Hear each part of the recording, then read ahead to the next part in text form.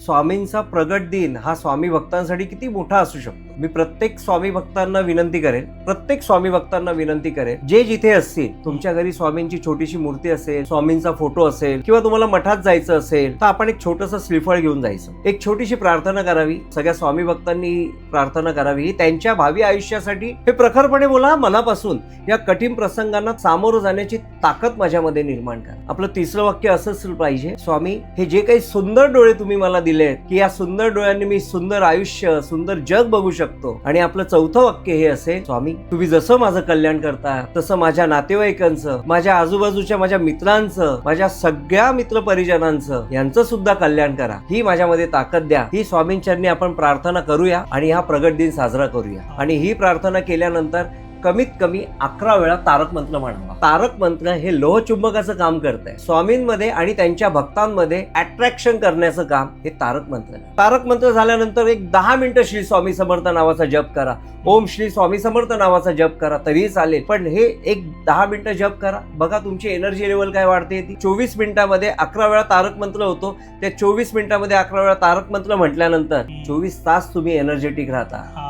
कोणीच बोलू शकत नाही की माझ्याकडे निगेटिव्ह एनर्जी आहे, माझ्याकडे ही एनर्जी. बिलकुल नाही. लोक मला विचारतात, सागरजी, की काय करावं, कशा पद्धतीची साधना असावी, कोणत्या स्वरूपाची साधना असावी. त्यांना असं वाटतं मी काहीतरी वेगळं सांगेन, की नाही हे करा, ते करा, ते करा, ते करा. मी बिलकुल नाही तसं सांगत. मी सांगतो 10 मिनिटं 15 मिनिटं ओम श्री स्वामी समर्थ म्हणा. श्रद्धा कुठे असावी तर ती त्यांच्या त्या वाक्यात असावी. तो जो काही मूलमंत्र त्यांनी जगाच्या पाठीवर दिलेला आहे, अशक्यही शक्य करतील स्वामी, अशक्यही शक्य करतील स्वामी, अशक्यही शक्य करतील स्वामी. हे जेव्हा आपण बोलतो ना, अंगावर काटे येतात.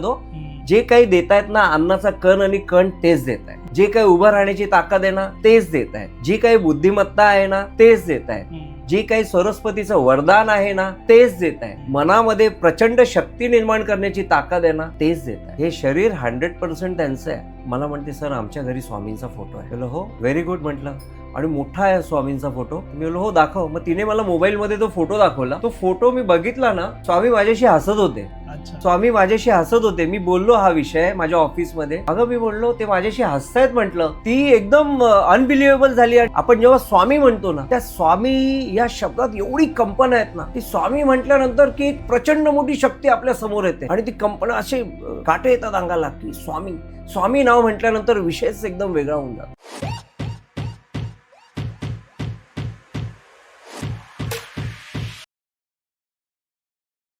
नमस्कार मित्रांनो, स्वागत आहे तुमचं अजून एका नवीन पॉडकास्टमध्ये. तर आजचा हा पॉडकास्ट स्पेशली स्वामी प्रगट दिन विषयी होणार आहे. आणि आपल्या पॉडकास्टमध्ये जे गेस्ट आहेत, हेमंत दादा, ज्यांना तुम्ही ओळखता आणि बरेच पॉडकास्ट आजपर्यंत आमचे ऑलरेडी झालेले आहेत स्वामींविषयी. तर आजचा हा जो पॉडकास्ट आहे, आता स्वामी प्रगट दिन येत आहे, तर त्या दिवशी कोणती प्रार्थना करायची स्वामींकडे गेल्यानंतर आणि काय गोष्टींची काळजी घ्यायची ते ह्या पॉडकास्टमध्ये डिस्कस करणार आहोत. आणि त्यासोबत तारक मंत्राविषयी पण दादा पॉडकास्टमध्ये डिस्कस करणार आहे. तर पॉडकास्ट जो आहे तो शेवटपर्यंत पहा. नमस्कार दादा. नमस्कार. श्री स्वामी समर्थ. श्री स्वामी समर्थ. स्वागत आहे तुमचं परत एकदा. खूप महत्त्वाचा टॉपिक असणार आहे आजचा, ज्याची सुरुवात करायची आहे प्रगट दिन जे स्वामींचा आता आहे तिथून. तर स्वामींविषयी तर आपण बऱ्याच पॉडकास्टमध्ये म्हणजे डिस्कशन केलेलं आहे की जप कसा करायचा, नाहीतर साधना कशी करायची. आजचा हा जो पॉडकास्ट होणार आहे प्रगट दिन विषयी, त्याबद्दल ना जरा लोकांना बरेच प्रश्न आहेत की त्या दिवशी कोणती प्रार्थना करायची, त्या दिवशी मठात गेल्यावर काय करायचं. परत एकदा श्री स्वामी समर्थ. श्री स्वामी समर्थ. स्वामींच्या प्रगट दिनाविषयी जर बोलायचं झालं तर साक्षात या पृथ्वी तलावर परमेश्वर प्रगटला, तर ते स्वामींच्या रूपाने प्रगटला. आणि स्वामींच्या दर्शनाने पूर्ण अक्कलकोटच नाही तर संपूर्ण महाराष्ट्रच नाही, संपूर्ण भारतच नाही, तर आज जगाच्या पाठीवर सुद्धा स्वामींचे भक्त बरेच आहेत. लाखो करोडो स्वामींचे भक्त आहेत. त्यामुळे तुम्ही हा विचार करू शकता सागरजी, की स्वामींचा प्रगट दिन हा स्वामी भक्तांसाठी किती मोठा असू शकतो. हां, बरोबर. आणि स्वामी हे साक्षात स्वरूप आहे त्या परमेश्वराचं, त्या परमात्म्याचं स्वरूप आहे, साक्षात त्या परमात्म्याचं स्वरूप आहे. आणि स्वामी आपल्या प्रचंड भक्तांना जे काही मार्गदर्शन करतायत, जे काही त्यांच्या मागे ते खंबीरपणे उभे राहत आहेत, प्रचंड शक्तीनिशी त्यांच्या मागे उभे राहत आहेत, म्हणजे स्वामींचं अस्तित्व आजसुद्धा आणि याच्यानंतरसुद्धा या पृथ्वीतलावर मोठ्या स्वरूपात असेल. तर त्यामुळे आज स्वामींचा जो प्रगट दिन आपण या 20 तारखेला 20 मार्चला साजरा करतोय, या स्वामींच्या प्रगट दिनी मी प्रत्येक स्वामी भक्तांना विनंती करेन, जे हा एपिसोड जो बघतायत ते माझा, तर माझ्या स्वामी भक्तांना ही विनंती आहे की जे जिथे असतील, तुमच्या घरी स्वामींची छोटीशी मूर्ती असेल, स्वामींचा फोटो असेल, किंवा तुम्हाला मठात जायचं असेल, किंवा तुम्हाला स्वामींच्या मंदिरात जायचं असेल, तर आपण एक छोटंसं श्रीफळ घेऊन जायचं. श्रीफळ म्हणजे नारळ घेऊन जायचा, नारळ त्यांच्या चरणी अर्पण करायचा आणि एक छोटीशी प्रार्थना करावी. ती मी सांगतो, सगळ्या स्वामी भक्तांनी प्रार्थना करावी. ही त्यांच्या भावी आयुष्यासाठी आणि त्यांच्या आजूबाजूच्या लोकांच्या भावी आयुष्यासाठी ही कशी प्रेरणादायी आणि व्यवस्थित असेल त्या स्वरूपाची ही प्रार्थना आहे. सगळ्यात महत्त्वाचं म्हणजे की स्वामींना आपण ज्यावेळेस स्वामींच्या चरणावर आपण श्रीफळ अर्पित करू, अर्पित केल्यानंतर स्वामींना आपण पहिलं वाक्य हे म्हणायचं आहे, स्वामी प्रचंड शक्तीनिशी माझ्या पाठीशी उभे राहा. तुमच्याशिवाय ना मला कोण नाही आहे. प्रचंड शक्तीनिशी माझ्या पाठीशी उभे राहा. दुसरं आपलं वाक्य असं असलं पाहिजे की जे काही कठीण प्रसंग आयुष्यामध्ये येत आहेत ना, त्या कठीण प्रसंगांना सामोरं जाण्याची ताकद माझ्यात निर्माण करा. हे प्रखरपणे बोला मनापासून. या कठीण प्रसंगांना सामोरं जाण्याची ताकद माझ्यामध्ये निर्माण करा. आपलं तिसरं वाक्य असं असलं पाहिजे, स्वामी हे जे काही सुंदर डोळे तुम्ही मला दिलेत, की या सुंदर डोळ्यांनी मी सुंदर आयुष्य, सुंदर जग बघू शकतो, या सुंदर डोळ्यांनी मला लोकांचं चांगलं होताना सुद्धा बघण्याची ताकद निर्माण करा. ती क्षमता माझ्यात तयार करा. आणि आपलं चौथं वाक्य हे असेल, स्वामी तुम्ही जसं माझं कल्याण करता तसं माझ्या नातेवाईकांचं, माझ्या आजूबाजूच्या माझ्या मित्रांचं, माझ्या सगळ्या मित्रपरिजनांचं, यांचंसुद्धा कल्याण करा. आणि एक शेवटची प्रार्थना ही असेल, स्वामी जे काही तुम्ही हे हात दिलेत, या हातांनी जेवढे काही सत्कर्म करता येतील ती प्रचंड ताकद या हातात द्या. ही एवढी ताकद या हातात द्या की या हातांनी एवढे सत्कर्म होतील की त्या सत्कर्मांची गिनती माझ्याकडे राहिली नाही पाहिजे. एवढे सत्कर्म तुमच्या आशीर्वादाने माझ्याकडून झाले पाहिजे. ही माझ्यामध्ये ताकद द्या. ही स्वामींचरणी आपण प्रार्थना करूया आणि हा प्रगट दिन साजरा करूया. ओके. आणि ही प्रार्थना ही विश्व प्रार्थना असेल.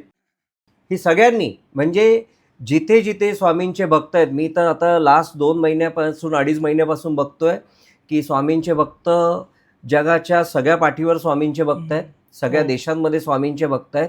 या सर्व स्वामी भक्तांनी या पद्धतीची प्रार्थना करावी. आणि ही प्रार्थना केल्यानंतर कमीत कमी 11 वेळा तारक मंत्र म्हणावा. अच्छा. आता मला लोक म्हणतात की तारक मंत्र 11 वेळा म्हणूया आपण, पण तारक मंत्राचा जो विषय म्हणायचा झाला तर मी जास्त काही बोलणार नाही, कारण तारक मंत्राचं प्रत्येक एक्सप्लेनेशन प्रत्येक एपिसोडला वेगवेगळ्या लोकांनी दिलं आहे. मी काही वेगळं देणार असं काही नाही आहे. पण तारक मंत्र हे एक माध्यम आहे. तारक मंत्र हे लोहचुंबकाचं काम करत आहे. ओके. स्वामींमध्ये आणि त्यांच्या भक्तांमध्ये अट्रॅक्शन करण्याचं काम हे तारक मंत्र करत आहे.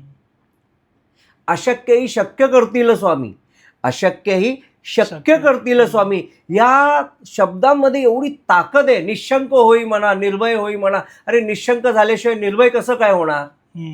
आणि निर्भय झाल्यानंतर प्रचंड शक्ती जी आहे ती स्वामी कशी देणार तुला? बरोबर.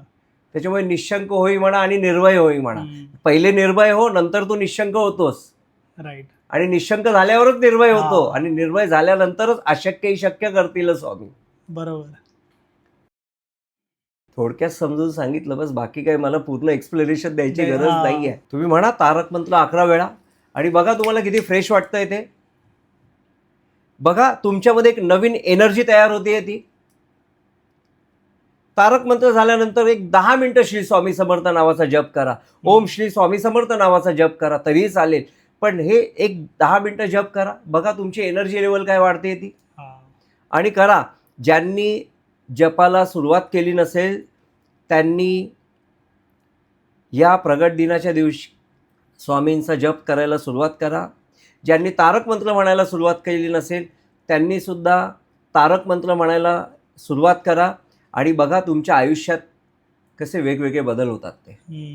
सगळे म्हणतात निगेटिव्ह एनर्जी, निगेटिव्ह एनर्जी म्हणजे असं काय. अरे जर निगेटिव्ह एनर्जी आहे तर पॉझिटिव्ह एनर्जी त्याच्या 4 पटीने आहे. मग ही पॉझिटिव्ह एनर्जी येणार कुठून. पण ही पॉझिटिव्ह एनर्जी येते, पण आपण त्यासाठी काही गोष्टी केल्या पाहिजेत. मग त्यासाठी तारक मंत्र सगळ्यात महत्त्वाचं. स्वामींचा तारक मंत्र बघा तुमच्यामध्ये किती पॉझिटिव्ह एनर्जी येते. म्हणा ना कमीत कमी 11 वेळा. 11 वेळा म्हणायला 20 मिनिटं नाही लागत सागरजी.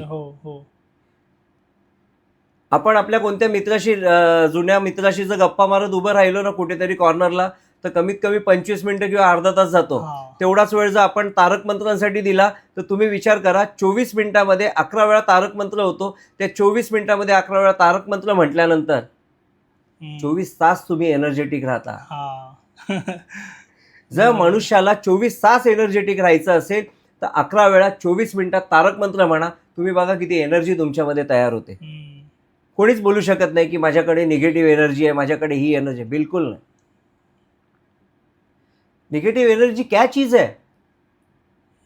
तारक मंत्र सगळी निगेटिव्ह एनर्जी पॉझिटिव्ह करून टाकतात. स्वामी समर्थ नावाचा जप, ओम श्री स्वामी समर्थ नावाचा जप कमीत कमी 10 मिनिटं करा. बघा तुम्ही किती पॉझिटिव्ह होता ते. लोक मला विचारतात सागरजी की काय करावं, कशा पद्धतीची साधना असावी, कोणत्या स्वरूपाची साधना असावी. त्यांना असं वाटतं मी काहीतरी वेगळं सांगेन की नाही हे करा, ते करा, ते करा, ते करा. मी बिलकुल नाही तसं सांगत.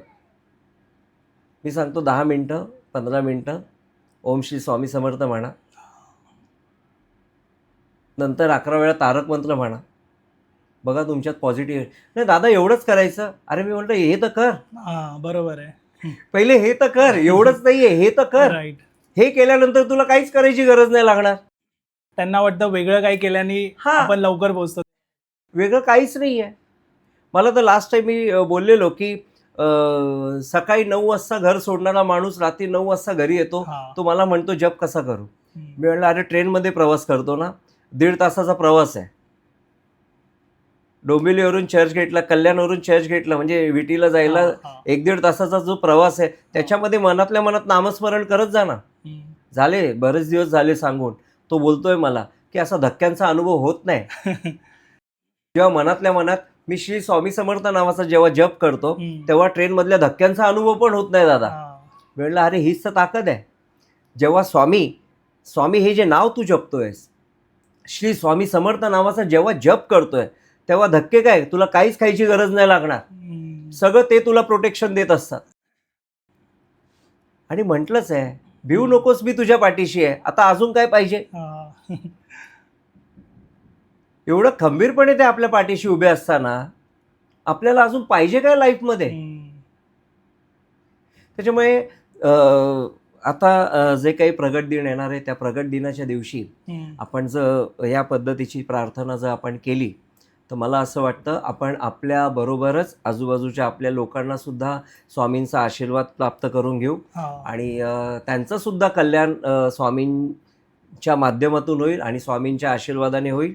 आणि म्हणून ही प्रार्थना असावी सागरजी. आणि ही प्रार्थना प्रत्येकाने जगाच्या पाठीवर म्हणावी. जे काही स्वामी भक्त आहेत वेगवेगळ्या म्हणजे कोण नाशिकवरून येत आहे, कोण कोल्हापूरवरून, कोण पुणे आहे, सातारा आहे, त्याच्यानंतर जळगाव आहे, भुसावळ आहे, इथून लोक येऊन गेली आणि एक त्यांना वेगवेगळ्या पद्धतीच्या साध्या रेमेडीज मी सांगत गेलो. आणि एवढ्या साध्या रेमेडीज आहेत ना, घरगुती रेमेडीज आहेत, म्हणजे तिथे 1 रुपयाही खर्च होणार नाही अशा काही काही रेमेडीज आहेत.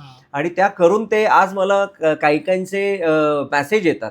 कॉल मी उचलू शकत नाही कारण मी एवढ्या म्हणजे बोलण्यामध्ये जेव्हा क्लायंट समोर असतात तर कॉल नाही उचलू, पण मेसेजमध्ये मला येतं आहे त्यांच्या की नाही दादा आम्ही ह्या रेमेडीज करतोय. आम्ही रेमेडीज म्हणजे ह्या सगळ्या परमेश्वराशी निगडीत आहेत, बरोबर, साधनेशी निगडीत आहेत, संस्कारांशी निगडीत आहेत, तुमच्या नामस्मरणाशी निगडीत आहेत. ते करा, तुम्ही पुढे जाल. पण लगेच काही सगळं प्राप्त होणार नाही. कोणाकोणाच्या नशिबाने पटकन पण प्राप्त होऊ शकतं, पण लगेच काही सगळं प्राप्त होणार नाही. मी स्पष्ट बोलतोय. आता एवढी लोक समोर येतात काय, फॅमिलीजच्या फॅमिलीज समोर येत आहेत. एवढ्या फॅमिलीज समोर येत आहेत की त्या फॅमिलीमध्ये 3-3, 2-2, 3-3 लोक असतात. आणि मग त्यांना त्यांचं सगळं ते भूतकाळ, मग भविष्यकाळ, मग वर्तमान काळ, या सगळ्या गोष्टी सांगितल्यानंतर त्यांना कळतं की नाही दादा एकदम ट्रॅकवर आमच्याशी बोलताय. आणि त्या ट्रॅकवर मग त्यांना रेमेडीज, त्यांना जे काही उपाय आहेत हे, आणि सगळे दैवी उपाय, सगळे दैवी उपाय, श्रद्धा आणि निष्ठा हवी. बरोबर. निष्ठा स्वामींच्या चरणाजवळ हवी, आणि श्रद्धा अशक्यही शक्य करतील स्वामी या शब्दांवर. बरोबर. श्रद्धा कुठे असावी, तर ती त्यांच्या त्या वाक्यात असावी. तो जो काही मूलमंत्र त्यांनी जगाच्या पाठीवर दिलेला आहे, अशक्यही शक्य करतील स्वामी, अशक्यही शक्य करतील स्वामी, अशक्यही शक्य करतील स्वामी, हे जेव्हा आपण बोलतो ना अंगावर काटे येतात. अरे आपल्या आयुष्यात अशक्यही काय आहे? जेव्हा हे वाक्य ऐकतो ना तेव्हा कळतं की आपल्याला अरे किती मोठी प्रचंड ताकद आपल्या मागे उभी आहे. आणि आपण काय करतोय, आपण त्याच याच्यामध्ये गुडगुड गुडगुड गुड चालू आहे. तसं नको आहे. स्वामी एक प्रचंड मोठी शक्ती आहे आणि ती आपल्या अवतीभोवती आहे. हिचा जर अनुभव घ्यायचा असेल ना तर नामस्मरण करा.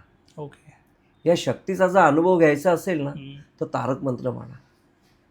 एवढी मोठी शक्ती परमेश्वराने दिली. एक छोटंसं उदाहरण सांगतो माझ्या बाबतीत घडलेलं. कसं आहे की मी लास्ट टाइमच म्हणालो की खरंच त्यांची कृपा आहे. आणि परत एकदा सांगतो, सागरजी तुमच्याच चॅनलवर मी बोलतो, बाकी मी कोणाच्या चॅनलवर बोलत नाही आहे, की प्रत्येक वेळेस साक्षात्कार देण्याचं काम स्वामी करतात. श्रद्धा अटल हवी. बरोबर. श्रद्धा अटल हवी. प्रत्येक वेळेस साक्षात्कार. आणि एवढं साध्या सोप्या स्वरूपात कधी कधी ते साक्षात्कार देतात की आपण विचारही करू शकत नाही. आणि सगळ्यात महत्त्वाचं की जसे आई वडील आपली काळजी घेतात ना तसं स्वामी आपली काळजी घेतात. बरोबर आहे. आणि ते एवढी काळजी घेतात की आपण विचारही करू शकत नाही, की आपल्या ते सगळं विचारांच्या पलीकडे असतं. आता माझ्या मुलीचा 10वीचा पहिला पेपर होता. आता कसं आहे की हे बोलताना पण मला भाऊक होत आहे की 10वीचा पहिला पेपर, आम्ही सगळे थोडंसं की पहिला पेपर आहे तिचा. मी तर शिक्षक आहे, मी 22 वर्ष शिक्षण क्षेत्रात काढलेली आहेत, पण तिचा जेव्हा आपल्या मुलीचा पहिला पेपर येतो तेव्हा थोडंसं जेव्हा तिला एक्झाम सेंटरला पहिल्या पेपरला सोडवायला गेलो मी, तेव्हा अचानक म्हणजे माझी मिसेस बाजूला उभी होती आणि मिसेसच्या बाजूला तिच्या कोण मैत्रिणी वगैरे होत्या आणि तिचे म्हणजे बाकीच्या मुलींचे पॅरेंट्स वगैरे होते. आणि अचानक एक व्यक्ती आला आणि त्याने मला सांगितलं, बेडवई कसे आहात तुम्ही? मी बोललो ठीक आहे, मी एकदम व्यवस्थित आहे. कसं काय चाललंय? मी बोललो ठीक आहे. तुम्ही नवीन जागेत गेले का राहायला? मी बोललो हो, मी राहायला गेलो नवीन जागेत. नाही बोलतोय, चाललंय ना व्यवस्थित सगळं? माझी मिसेस विचार करते की काय म्हणजे हा व्यक्ती ओळखीचा नाही आहे आणि हे यांच्याशी एवढं बोलतायत, म्हणजे मी त्यांच्याशी बोलतोय एवढं, पण ओळखीचा नाही आहे, घरी कधी आलेला नाही आहे, कधी कुठे भेटलेले नाही आहेत. आणि खरं सांगतो तुम्हाला, ती व्यक्ती माझ्याही ओळखीची नव्हती. मी कधी त्यांना बघितलं पण नव्हतं, पण मी त्यांच्याशी बोलत होतो. थोडंसं हिंट झालं, मी त्यांच्या पाया पडलो आणि म्हटलं की नाही व्यवस्थित आहे सगळं, ठीक आहे, चाललंय ना तुझं व्यवस्थित? बोललो हो. आणि ते निघून गेले. त्यांना मी काहीतरी दिलं मी आणि ते निघून गेले. त्याच्यानंतर एक 2-3 मिनिटाचा हा इन्सिडेंट झाला. नंतर मग माझ्या मिसेसनी मला विचारलं, "कोण आहेत ते?" मी म्हटलं, "अगं मला पण माहिती नाही." हम्म. ते बोलतात, "मग तुम्ही त्यांच्याशी एवढा वेळ बोलत होते?" मी म्हटलं, "हो, ते माझ्याशी बोलत होते म्हणून मी त्यांच्याशी चांगलं बोलत होतो." आणि ते माझी विचारपूस करत होते. सगळ्यात महत्त्वाचं, ते माझी विचारपूस करत होते. हम्म. म्हणजे तुम्ही विचार करा, की किती काळजी आहे त्यांना, हम्म. की कोणत्या तरी स्वरूपात ते येत आहेत आणि ते बोलतायत आपल्याशी. हम्म. आणि या पद्धतीने हे सगळं ऑपरेट होत असतं. हा हा. थोडंसं बंद करूया जरा.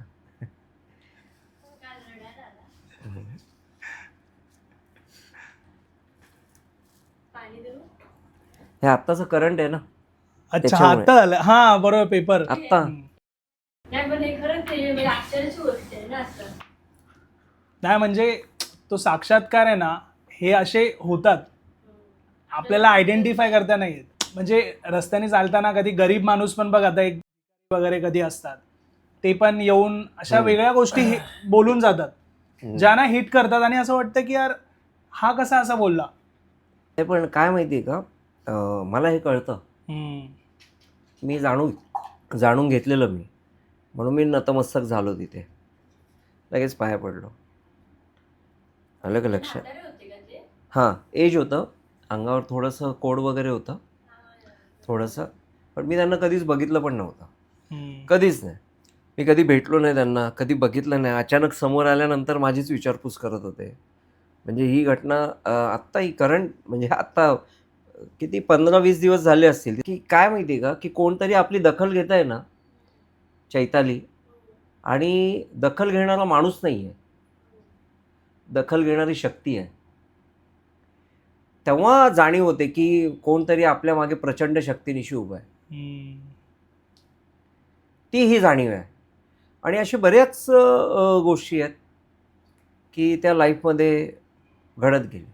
दादा, तुम्ही नेहमी येताना असे वेगवेगळे अनुभव घेऊन येता साक्षात्कार विषयी. तर आपले जे प्रेक्षक हा पॉडकास्ट पाहतात त्यांची कॉमेंट असतेच की त्यांनी असं काय वेगळं केलं पाहिजे जेणेकरून त्यांना पण हे साक्षात्कार होतील. पण कसं आहे माहिती आहे, की मी आता काय सांगू वेगळं काय करायला.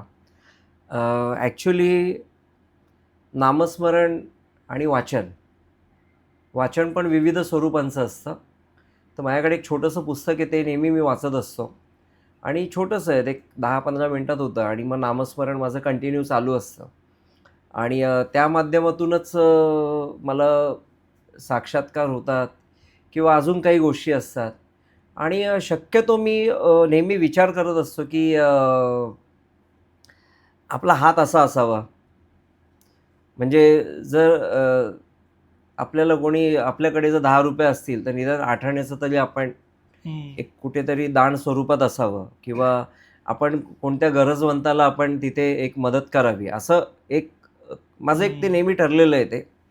पण ते गरजवंत आपण ठरवायचा असतो, की गरजवंत नक्की गरजवंत आहे का, हे पण आपण ठरवायचं असतं. तर या सगळ्या गोष्टी आहेत. आणि ॲक्च्युली बघायचं गेलं सागरजी, तर कसं आहे, की मला असं नेहमी वाटतं, की हे सगळं मागच्या जन्मीचं असावं. या जन्मीचं असं काय असा काही विषय नाही आहे. होतंय पण त्यांच्या आशीर्वादाने. म्हणून मी नेहमी सांगत असतो, की 100% ती आहे. मी असं काहीच नाही, की माझ्यामध्ये असं वेगळं असं काही नाही आहे. 100% ते जे काही सांगतात त्यांच्याकडून जे येतं तेच मी समोर त्या व्यक्तींना सांगत असतो. आणि खरं काय, काय हे सगळं त्यांना समोर माहिती असतं. याच्या पलीकडे मला काही माहिती नाही आहे. आता समोर बसलेले क्लायंट आहेत, अचानक माझ्या काहीतरी मुखात येतं आणि मी त्यांना बोलतो, की असं असं करा, तुमच्या भूतकाळात हे असं असं झालेलं आहे, हे असं असं कोणीतरी, तेव्हा त्यांच्या लक्षात येतं, हो माझ्याकडे झालेलं आहे असं आणि अशी घटना घडलेली आहे. मग त्याच्यावर मी तो इलाज जो होता तो मला कोणीतरी पहिले सांगितलेला 8-10 वर्षापूर्वी, पण मी केला नाही. पण आता दादा सांगतायत मला करावं लागेल. ह्या अशा घटना अशा नेहमी होत गेल्या. आणि साक्षात्कार मी खरं सांगतो, की अनुभव एवढे आहेत. आता जो मी तुम्हाला माझ्या 10वीच्या मुलीच्या बाबतीत जो अनुभव सांगितला, अक्षरशः बायको पण बाजूला उभी होती. तिला माहितीच असतं, की हा माणूस एक वेगळ्या ह्याच्यात नेहमी असतो आणि त्यांना साक्षात्कार होतोच होतो. आणि कसं आहे, की एकदा काय झालं, माझ्या मित्राचा कार्यक्रम. म्हणजे 2-3 वर्ष मी चीफ गेस्ट म्हणूनच जातोय तिथे. तर Okay. पहिला कार्यक्रम होता 3 वर्षात, 2-2.5 वर्षापूर्वी फर्स्ट कार्यक्रम होता आणि मला कार्यक्रमाला त्यांनी चीफ गेस्ट बोलवलं. आता कार्यक्रमाला चीफ गेस्ट बोलवलं मला, ते माझे गुजराती मित्र आहेत आणि माझे एकदम जवळचे मित्र आहेत ते, आणि मोठा कार्यक्रम होता. आता पहिल्यांदा मी चीफ गेस्ट, मी बोललो ठीक आहे, मी चीफ गेस्ट बऱ्याच ठिकाणी गेलेलो विद्यार्थ्यांच्या कार्यक्रमामध्ये, पण हा कार्यक्रम थोडा वेगळ्या स्वरूपाचा होता आणि मी चीफ गेस्ट म्हणून तिथे हजर राहिलो. जवळजवळ एक 300-350 लोक असतील तिथे बसलेले होते आणि सगळे कारागीर होते ते, म्हणजे आर्टिस्ट होते. आर्टिस्ट कोण म्हणजे सुतारकाम करणारे जास्त कामगार होते ते, आणि अजून वेगवेगळ्या पद्धतीचे लोक होते तिथे. आणि चीफ गेस्ट म्हणजे तिथे मी बसलो, पहिले खाली बसलो आणि त्याच्यानंतर मग त्यांनी मला सांगितलेलं आप ही चीफ गेस्ट हो सर. बोललो ठीक आहे, काय हरकत नाही. आणि चीफ गेस्ट म्हणजे मला असं वाटलं की चला पुष्पगुच्छ देतील, शाल श्रीफळ देतील आणि विषय संपून टाकतील. पण तसं काही घडलं नाही. आणि अचानक आमच्या त्या मित्रांनी येऊन मला सांगितलं की सर आपको ना 2 शब्द बोलना है. बोला ठीक है, मैं बोल दूंगा, मैं मराठी में बोलूँगा, चलेगा ना. बोलतो सर इधर मराठी ज़्यादा लोग नहीं है, हार्डली ये 300-350 में से ना 200-250 हिंदी है और 50 एक आप मराठी है. तो आपको तो हिंदी में बोलना पड़ेगा सर. मी बोललो मनातल्या मनात, एक तर माझं हिंदी बरोबर नाही, कारण मी हिंदीमध्ये कधी भाषण केलंच नाही, आणि त्यामध्ये हा व्यक्ती मला हिंदी बोलायला सांगतोय आणि बरोबर आहे, त्याचं पण चुकलेलं नाही आहे, कारण समोर क्राऊड जो बसला तो हिंदी आहे आणि मोठा हॉल होता, बँकट हॉल टाईप, असं मस्तपैकी अरेंजमेंट होती ती. मी मनातल्या मनात स्वामींना म्हणालो, स्वामी काय आहे हे, आता मला मराठीमध्ये मी शुद्ध बोलू शकतो, व्यवस्थित बोलू शकतो, सगळ्या गोष्टींमध्ये मी हे करू शकतो, पण हिंदी मी कसं बोलू? मी हिंदीमध्ये कधी बोललोच नाही स्टेजवर, मग हिंदीमध्ये मी कसं बोलणार? मी थोडा वेळ शांत बसलो आणि मग एक 5-7 मिनिटांनी ना मला अनाऊन्स केलं गेलं की चीफ गेस्ट म्हणून माझा सत्कार केला गेला. आणि त्याच्यानंतर त्याच्या होस्ट होत्या, त्यांनी हिंदीमधून सांगितलं की सर आपल्याला मार्गदर्शन करतील म्हणून. हे हिंदीमधून सांगितलं, सर आपको गाइड करेंगे, आपके बिझनेस के बारे में आपको गाइड करेंगे. आता गाइड करेंगे बोलल्यानंतर माझ्या हातात माईक आला. माईक आल्यानंतर तुम्ही बिलीव्ह नाही करणार सागरजी, तुम्ही बिलीव्ह करणार नाही, मी कमीत कमी पाऊण तास ते 1 तास हिंदीमध्ये न थांबता बोललो. ओके. पाऊण तास ते 1 तास हिंदीमध्ये न थांबता बोललो. एका सिंगल माणसाशी हिंदी बोलणं आणि पूर्णपणे हिंदी बोलणं, पूर्ण क्राऊड सोबत, क्राऊडच्या समोर, आणि तो सगळा हिंदी क्राऊड, त्यांच्या समोर हिंदीमध्ये बोलणं ही सामान्य गोष्ट नाही. आणि पहिल्यांदा मी हिंदीच्या स्टेजवर उभा राहिलो आणि हिंदीमध्ये स्पष्टपणे बोललो, आणि असं तसं नाही बोललो, तुम्ही बिलीव्ह नाही करू शकणार, मी एवढं जबरदस्त बोललो की टाळ्यावर टाळ्याच पडत होत्या. जेव्हा उतरलो स्टेजच्या खाली तेव्हा काय हलकं हलकं वाटलं आणि खाली बसलो. मग नंतर जाणीव झाली की आपल्याबरोबर कोणतरी बोलणारं होतं, बरोबर, आणि त्या शक्तीनिशी मी समोर होतो आणि मी बोललो. मग ते माझे मित्र आले, मला म्हणतात की सर आप तो बोलते हिंदी में नहीं, आपको बोलना आता है. बहुत अच्छा बोले आप. बोलतो सर हमको भी इतनी हिंदी आती नहीं, आप इतना अच्छा बोले हिंदी. आता मनात माझ्या काय ते माझं मला माहिती, त्याला काय बिचारायला सांगू.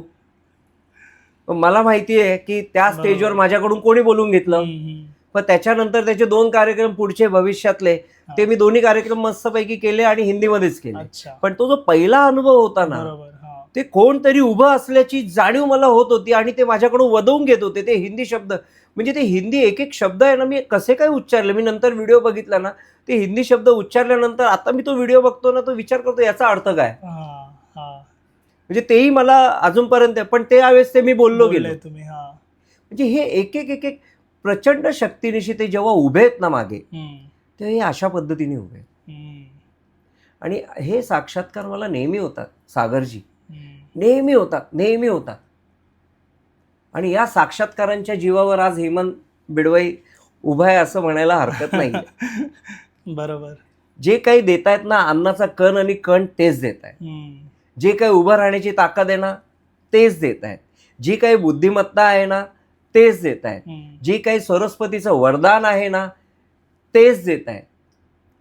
मनामध्ये प्रचंड शक्ती निर्माण करण्याची ताकद आहे ना, तेच देत आहे. हे शरीर 100% त्यांचं आहे. त्यांच्या व्यतिरिक्त काहीच नाही आहे.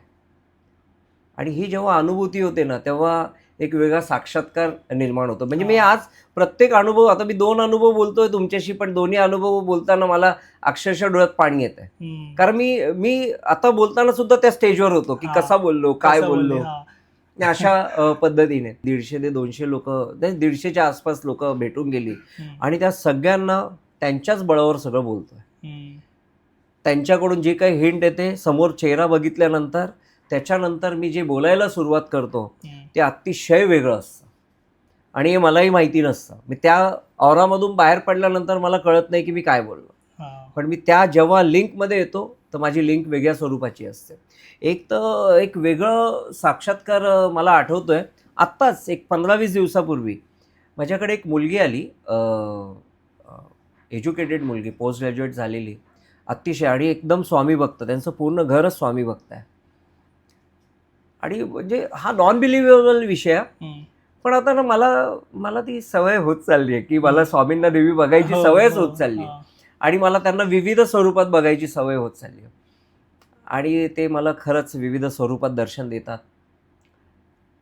तर ती आली, तिचे वडील होते, आणि मग तिने मला सांगितलं तिचं करिअरविषयी, जॉबविषयी. मग मी तिला आन्सर केलं की तू जो जॉब आहे तो कसा असेल, किंवा काय चेंजेस होतील वगैरे पुढे भविष्यात, मागे काय झालं, मागे किती लोकांबरोबर भांडलीस किंवा काय केलं, हे सगळं सांगितलं. आणि सगळं तिला एकदम पटलं. आणि हल्ली तरुण मुलं ना, 28 वर्षाची का 27 वर्षाची मुलगी, ती तरुण एकदम मुलगी, आणि ती सगळं समजून घेत होती व्यवस्थित, आणि हायली एज्युकेटेड. सगळं झालं.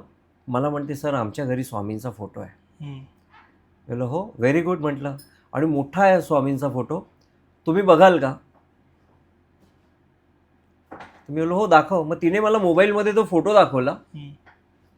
तो फोटो मी बघितला ना, स्वामी माझ्याशी हसत होते. अच्छा. स्वामी माझ्याशी हसत होते. मी बोललो हा विषय माझ्या ऑफिसमध्ये, आणि तो फोटो, अगं मी बोललो ते माझ्याशी हसतायत म्हटलं. ती एकदम अनबिलिव्हेबल झाली. आणि ती मला बोलते की सर, बोललो हो, अगं ते बघ अजून सुद्धा हसतायत माझ्याशी. आणि ही घटना म्हणजे आता काय सांगू तुम्हाला, तिच्यासाठी पण नॉन बिलिव्हेबल. ती म्हणते, सर म्हणजे आमच्या घरी स्वामी एकदम आनंदात आहेत ना. म्हटलं अगं माझ्याशी तर हसतायत म्हटलं, बाकी मला माहिती नाही. म्हणजे तू विचार कर काय ते. नाही बोलतेस. आणि ती पण अक्षरशः म्हणजे तिच्याही डोळ्यात पाणी आलं. आणि त्यावेळेस म्हणजे कसं आहे की ही एक सेवा आहे. आणि सेवा म्हणजे असं वेगळं काही नाही आहे. त्यांनी कुठे हातपाय चेपायला सांगितले तुम्हाला? बिलकुल नाही. बरोबर. त्यांनी तुमच्या मुखातून नामस्मरण कसं होईल, किती होईल, आणि नामस्मरण केल्यानंतर ते तुम्हाला किती अटॅच होतील, या स्वरूपाची ती सेवा आहे. तारक मंत्र त्या स्वरूपाचं आहे. अशक्यही शक्य करतील स्वामी या वाक्याचं पुरेपूर मूर्तिमंत उदाहरण असेल तर तो मी आहे. बरोबर. कारण अशक्यप्राय गोष्ट ते शक्य करून दाखवत आहेत. माध्यम, मी कदाचित माध्यम असेल, पण पर्सेंटेज 0 आहे माझे. 100% ते आहे. मग ते ह्या पद्धतीने असे साक्षात्कार होत आहेत. आणि बऱ्याच पद्धतीने. आता तुम्हाला एक घटना तर माझ्या लाईफमध्ये थोडीशी वेगळीच आहे. वेगळी म्हणजे आता काही 1-1.5 वर्षापूर्वी मला सांगितलं गेलं की तुम्हाला एक प्रमुख व्यक्ती आहे, त्यांची मुलाखत घ्यायची आहे. 4-5 दिवसापूर्वी सांगितलं गेलं. बोललो ठीक आहे, मी मुलाखत घेईल त्यांची. आणि तो दिवस आला. सेकंड डेला मुलाखत होती. सेकंड डेला एक संध्याकाळी 5:30-6 वाजता हम्म. त्यांची मुलाखत इंटरव्ह्यू घ्यायचा होता मराठीतून. ओके. आणि तो दिवस पण आला. त्याच्या अगोदर एक दिवस अगोदर आमचे एक जवळचे मित्र आहेत, म्हणजे माझ्या मोठ्या भावासारखेच आहेत ते अचानक आजारी पडले. 11-11:30 रात्री आजारी पडले ते. 11-11:30 आजारी पडल्यानंतर आम्ही सगळेजण, म्हणजे आम्ही, माझ्याबरोबर माझे एक 4 मित्र 5 मित्र, आम्ही सगळेजण त्यांना हॉस्पिटलाइज करायला गेलो. हम्म. आणि ते एवढे हायपर स्वरूपात झालेले की ते हायपर होत होते. आणि ते असे का वागतायत, कसं वागतायत, तर डॉक्टर इन्व्हेस्टिगेट करत होते त्यांना. तर आम्ही त्यांना ॲडमिट वगैरे केलं. ॲडमिट करोस्तोवर, त्यांना इन्व्हेस्टिगेट करोस्तोवर एक मोठा कालावधी निघून गेला. सकाळी 4:30-5 वाजले कळलंच नाही. आणि मी पहाटे 5 वाजता मी घरी आलो, कारण ते थोडेसे शांत झालेले. अच्छा. हां. आणि शांत झालं ते थोडेसे झोपल्यानंतर मग मी घरी आलो. 5-5:30 वाजलेले सकाळचे. झोप नव्हती झाली. आणि थोडासा पडल्यानंतर मग 10 वाजता 9:30-10ला उठलो मी. 10ला उठलो तरी पण झोप झाली नव्हती. आणि संध्याकाळी मोठी इंटरव्ह्यू घ्यायची आहे. ओके. छोटी पण गोष्ट नाही आहे, मोठी इंटरव्ह्यू घ्यायची आहे. ती प्रमुख व्यक्ती आहे. म्हणजे मी ठाण्यातली प्रमुख व्यक्ती किंवा मुंबईतली नाही, ती महाराष्ट्रातली प्रमुख व्यक्ती आहे. आणि त्यांचा इंटरव्ह्यू घ्यायचा आहे. मी शॉकिंग होतो की अरे काय करायचं, माझी तो झोप, माझ्या डोळ्यावर झोप आहे. आणि असं काय, म्हणजे मला काय कळत नाही. 10-10:30ला उठलो, म्हणजे 10 वाजता उठलो. एक 12-12:30पर्यंत फ्रेश झालो. फ्रेश झाल्यानंतर पण माझ्या डोळ्यावरती झोप येतच होती. 5:30-6 वाजता आमचा कार्यक्रम चालू होणार होता. मोठा असा प्रचंड मोठा हॉल, 2-2.5 हजार पब्लिक, आणि ते समोर आणि मी समोर इंटरव्ह्यू घेणारा. पण इंटरव्ह्यूच्या जवळजवळ 1 तास अगोदर मी पोचलो. म्हणजे मी जवळजवळ 5 वाजता तिथे पोचलो. 5 वाजता पोचलो तरी डोळ्यावर झोप. पण घरी स्वामींना पाया पडलेलो, नमस्कार केला आणि सांगितलेलं की डोळ्यावर पूर्ण झाप आहे आणि झोप पूर्ण झाली नाही, तर काय मला काही कळत नाही आहे, पण आता सगळं काय आहे ते तुम्ही सांभाळून घ्या म्हटलं. कारण ती प्रमुख व्यक्ती आहे. आणि मी जरी आत्ता माघार घेतली, मी जरी बोललो की माझ्याच्याने होणार नाही, तर ऐनवेळेस जे आयोजक आहेत, ज्यांनी माझ्यावर विश्वास ठेवला आहे, बरोबर, ते ऐनवेळेस कोणाला तिथे अरेंज करतील. आता तुम्ही बघा काय ते, मी चाललोय, निघालोय म्हटलं मी. तर मी निघालो. आणि निघाल्यानंतर मी तिथे 1 तास अगोदर पोचलो. 5:45-6च्या दरम्यान ना इंटरव्ह्यूला सुरुवात झाली. आणि मी बोलत होतो, त्या प्रमुख व्यक्ती इंटरव्ह्यू देत होत्या, त्यांना आन्सर करत होत्या. मी बोलत होतो, त्या आन्सर करत होत्या. हे एक असं मस्त प्रश्न उत्तरांची खडाजंगी चालू होती. 50 मिनटं ते 55 मिनटं हा कार्यक्रम अतिशय सुंदर होता. आणि हा एवढा सुंदर झाला की टाळ्यांवर टाळ्या पडायला लागल्या.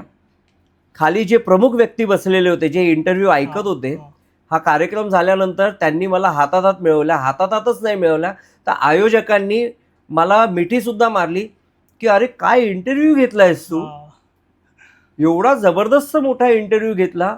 आणि जे प्रमुख व्यक्ती होत्या त्यांनी माझा तिथे लगेच शाल श्रीफळ देऊन सत्कारही केला.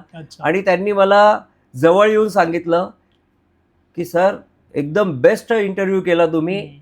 आणि मला पण अनबिलिव्हेबल क्वेश्चन्स होते हे, की असे क्वेश्चन येणं आणि मग मी पण त्यांना आन्सरिंग करणं अनबिलिव्हेबल होतं. बोलता बोलो नाही साहेब, ते घडलं म्हटलं. आता मला माहिती आहे काय घडवलं, कोणी घडवलं ते, त्यांना काय बिचाऱ्यांना सांगू. बरोबर. पण हे घडलं, हे सुद्धा मी म्हणतो स्वामींनी घडवलंय. कारण एवढं मी पूर्ण डिप्रेस होतो, पण ज्या वेळेस त्या खुर्चीवर बसलो ना मी पूर्ण ताजातवाना झालो. तुम्ही एका वेगळ्या झोन मध्ये होते, वेगळ्या झोनमध्ये होतो, आणि करू शकेल की नाही हे सुद्धा प्रश्न मनामध्ये होते. पण मी एवढा सुंदर इंटरव्ह्यू तो केला स्वामींनी माझ्याकडून तो एवढा सुंदर इंटरव्ह्यू करून घेतला, नॉन बिलिव्हेबल इंटरव्ह्यू.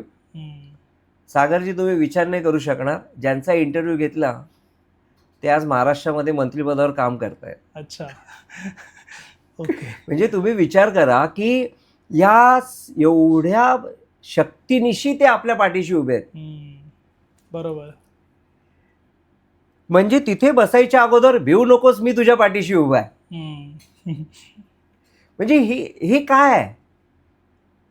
तुमची ताकदच नाही आहे की तुम्ही तेवढं करूच शकत नाही, पण कोणती तरी एक शक्ती तुम्हाला ऑपरेट करते आणि ते तुमच्याकडून करून घेते. हे काय? स्वामींचा साक्षात्कार आहे. हे स्वामी प्रचंड शक्तीने आपल्या पाठीशी उभे आहेत, याचा साक्षात्कार आहे. बरोबर. आणि हे साक्षात्कार माझ्या लाईफमध्ये मी असं म्हणतो, मी म्हणालो ना की त्यांनी काय डोक्यावर हात ठेवला आहे माहिती नाही, पण डोक्यावर हात ठेवला आहे नक्कीच ठेवला. बरोबर. आणि हे सगळं ते करून घेत आहेत. अहो, आत्ता विचार करा, 150 लोक हँडल करणं, रोज 4-4, 3-3, 4-4 लोक, आणि लांबून लांबून लोक येणं. लांबून महाराष्ट्राच्या कानाकोपऱ्यातून लोक येत आहेत मार्गदर्शनासाठी, की नाही दादांना भेटायचं आहे आम्हाला. अगोदर एक आपण पॉडकास्ट केला होता मे मंथ मध्ये. हो. त्याच्यानंतर बऱ्याच जणांना तुम्हाला भेटायचं होतं. हो. पण काही कारणांमुळे त्यावेळी आपण अपॉइंटमेंट नव्हतो देत. बरोबर. पण आता ती सुरुवात केली आहे गेल्या 2-2.5 महिन्यापासून. नाही, आणि कसं झालं त्यावेळेस मी जेव्हा तो पॉडकास्ट केलेला आणि मला प्रचंड मोठ्या प्रमाणात फोन आले, एवढे मोठे लांबून लांबून फोन आले. पण होत काय होतं की मी त्यांना, बघा, समोर व्यक्ती असला ना तर मी काहीतरी बोलू शकेल, पण समोर व्यक्तीच नाही. लोक फोनवर विचारतात, हो, मी फोनवर काय आन्सर करू? मी नाही आन्सर करू शकत. मला समोरच्याला न्याय द्यायचा असतो, पण जर तो फोनवर विचारतोय तर मी त्याला आन्सर नाही करू. मी कसं काय न्याय देणार त्यांना? मग व्यक्ती समोर तर आला पाहिजे, ते समोर तर बोलले पाहिजेत माझ्याशी, तेव्हाच मी त्यांना काहीतरी सांगू शकेल. उगाचच मी त्यांना काहीतरी बोलायचं नाही. आणि त्यावेळेस कसं झालं की ऑफिस नव्हतं, काही गोष्टी नव्हत्या, अवेलेबल नव्हत्या. मग त्यांना भेटणार कुठे? लोक येणार तर भेटणार कुठे? आज प्रॉपर ऑफिस झालं आहे. आज प्रॉपर ऑफिस आहे, 2 लोक काम करतायत, ते फोन उचलून त्यांना कॉलिंगला उत्तर देत आहेत आणि त्यांच्या अपॉइंटमेंट लावतायत. बरोबर. आणि ऑफिस पण असं झालं की लगेच, म्हणजे पटकन असं झालं, चल बाबा तुम्ही हे ऑफिस आहे, बसा, तुम्ही सुरुवात करा आणि तुम्ही लोकांना मार्गदर्शन करा. जेव्हा आपला पहिला एपिसोड झाला, म्हणजे एप्रिल महिन्यातच पहिला एपिसोड झाला, एप्रिल ते आत्ता जानेवारीपर्यंत, डिसेंबरपर्यंत 8-9 महिने मी मुवमेंटच नाही केली. त्यांची काहीतरी वेगळीच इच्छा असेल, आणि मी त्यांच्याच इच्छेने चालतो. मला बाकी काही माहिती नाही, मी त्यांच्याच इच्छेने चालतो. जेव्हा ते पूर्णपणे पुश करतात, मी लगेच पुढे असतो, कारण मला माहिती आहे सगळं तेच बघणार आहे. आणि प्रगट दिन हा एक उत्सवासारखा आहे. स्वामी भक्तांसाठी हा एक उत्सव आहे, आणि या उत्सवामध्ये आपण नामस्मरणाने, मंत्रोच्चाराने आणि साधनेने, स्वामींच्या नामस्मरणाने स्वतः न्हावून घ्या. दिवसभर जरी तुम्ही नामस्मरण केलं 2-4 तास, 5 तास, 6 तास तरी चालेल, हरकत नाही. 3 तास पिक्चर बघायला जातो ना, कॉन्सन्ट्रेट करतो ना, तसं 3 तास नामस्मरण करा, बघा अनुभूती काय येईल ते. इथे कॉन्सन्ट्रेट करा, तिथे कॉन्सन्ट्रेट करा, बघा अनुभूती काय येईल ते. आपण पिकनिकला जातो ना, आपण पिकनिकला जातो, सकाळपासून संध्याकाळपर्यंत समुद्र किनाऱ्यावर असतो. मग असं समजा की एक पिकनिक स्वामींच्या मठामध्ये, स्वामींच्या नामस्मरणामध्ये. बरोबर. प्रगट दिन असा असावा, नामस्मरण एवढं प्रचंड स्वरूपात झालं पाहिजे की स्वामींनी दर्शनच दिलं पाहिजे, त्यांचं दर्शन झालं पाहिजे, विविध स्वरूपात ते आपल्याला दिसले पाहिजेत.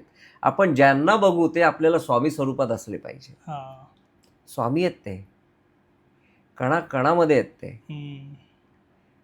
अवतीभोवती मी पण तुम्हाला आत्ताही सांगतो, मी जे एवढ्या ताकदीनिशी जे बोलतोय ना, ते इथे अवतीभोवती आहेत म्हणून ते बोलून घेत आहेत. बरोबर. हा, तर आपल्यात काय ताकद आहे हो?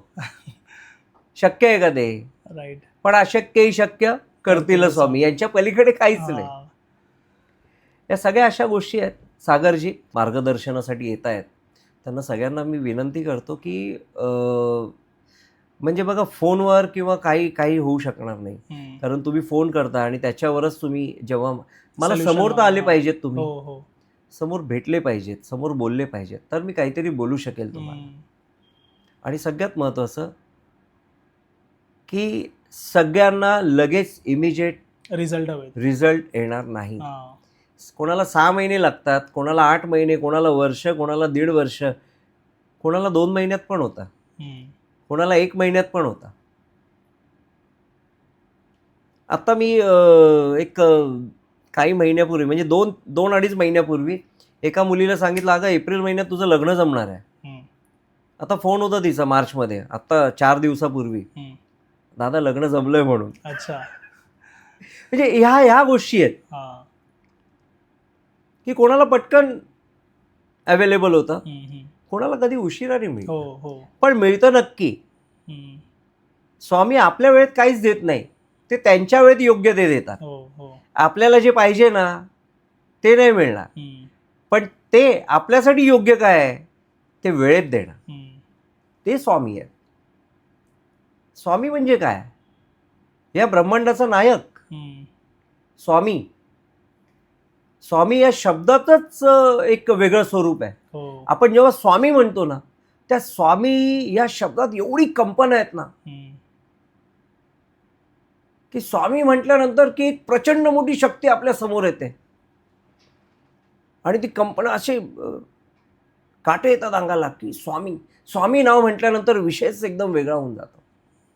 आणि एवढी मोठी शक्तीचा आपल्या अवतीभोवती, तर नामस्मरण गरजेचंच आहे. नामस्मरण करा, साधना करा, तारक मंत्र कमीत कमी, तुम्हाला तर सगळ्यांना मी सांगितलंच आहे, सगळ्या स्वामी भक्तांना, की तारक मंत्र आपण प्रगट दिनाच्या दिवशी कमीत कमी 11 वेळा म्हणणार आहोत. पण तुम्ही रुटीन लाईफ जेव्हा जगताय, जेव्हा रुटीन लाईफ आपण सुरुवात करू रोज, त्यावेळेस रोज कमीत कमी 3 वेळा तारक मंत्र म्हणा. बघा लाईफमध्ये चेंजेस काय. 10-15 मिनटं तुम्ही एक नामस्मरण करा. बघा लाईफमध्ये, मी बोललो ना, 24 मिनिटे 24 तास चार्ज करतात. फक्त 24 मिनटं नामस्मरण आणि तारक मंत्र, 24 मिनटं लागतात, तुमचे पुढचे 24 तास चार्ज करतात. म्हणून स्वामी आहेत आणि स्वामीच असतील. ते ब्रह्मांड नायक आहेत आणि प्रचंड शक्तीने ते आपल्या पाठीशी उभे आहेत. हे प्रत्येक स्वामी भक्तांनी जाणून घ्यावं. फक्त मी मगाशीच म्हणालो, नामस्मरण आणि तारक मंत्र हे लोहचुंबकाचं काम करत आहे. त्यांच्यामध्ये आणि आपल्यामध्ये जो दुरावा आहे, तो दुरावा कमी करण्याचं काम जो आहे ते नामस्मरण आणि तारक मंत्र करत आहे. हे जर जेव्हा आपण करतो तेव्हा तुम्ही विचार करा, स्वामी आपल्या बरोबर असतात, आपल्या पाठीशी असतात आणि अशक्य तेही शक्य तेच करून दाखवतात. बाकी आपल्यात ती ताकद नाही आहे. थँक्यू सो मच दादा. नेहमीप्रमाणे आज पण वेगळे अनुभव होते, वेगळे साक्षात्कार जे झाले ते तुम्ही सांगितलात. मी तुमचा नंबर जो आहे तो डिस्क्रिप्शनमध्ये ॲड केला आहे. बऱ्याच जणांना प्रॉब्लेम्स असतात लाईफमध्ये, सो ते तुम्हाला कॉन्टॅक्ट करतील, त्यांना तुम्ही मार्गदर्शन करा. आणि तुमच्याकडे पण असे स्पिरिच्युअल अनुभव काय असतील तुम्ही नक्की ते शेअर करू शकता माझ्यासोबत. म्हणजे पॉडकास्टमध्ये येऊन तुम्ही ते शेअर करू शकता. माझा नंबर पण पॉडकास्टचा मेन्शन आहे डिस्क्रिप्शनमध्ये, तुम्ही मला कॉन्टॅक्ट करू शकता, म्हणजे लोकांपर्यंत स्वामी सेवा आपण पोहोचवू शकू. So thank you so much. Shri Swami Samarth. Shri Swami Samarth. Shri Swami Samarth. हा पॉडकास्ट आवडला असेल तर लाईक, शेअर आणि चॅनलला सबस्क्राईब नक्की करा.